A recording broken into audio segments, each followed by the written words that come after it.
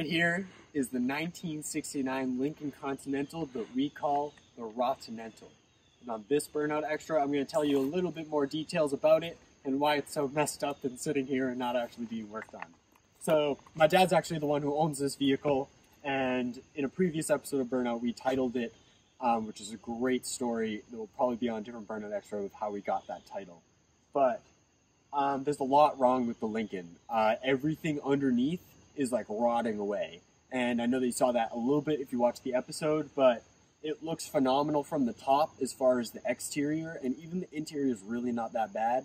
But underneath, the floors, the frame, it is just rusting because it was sitting for so long. So a few minor details about this. The back lock on this particular Lincoln has been messed with. Each of the tires, I believe, have 5 lug nuts instead of 6, or 4 instead of 5.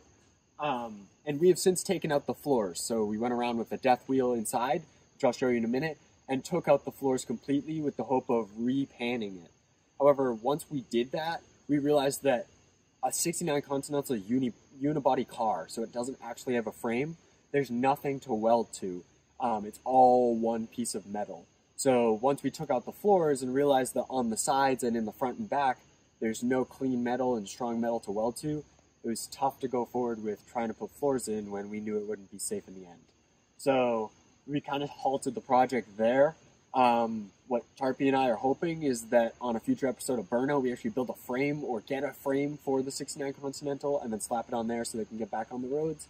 But as of now, it sits as is in the same spot we pulled it out, rotting away once again. So let me take you around the other side of the car and I'll show you the interior.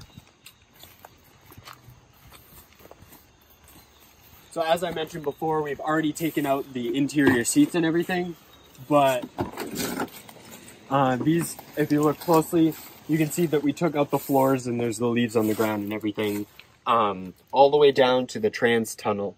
You can see that this right here I'm stepping on is the only quote-unquote frame that's left. Everything else is just rotting away. I don't know if you can see this here, but it's not strong enough to weld to. So, as I mentioned, Tarpy and I have not given up on this car. It's pretty sweet, but we're hoping soon it'll be in an episode of Burnout. So that's a little bit about our 69 Continental with the 460 in the front, and we're psyched to get this on the road.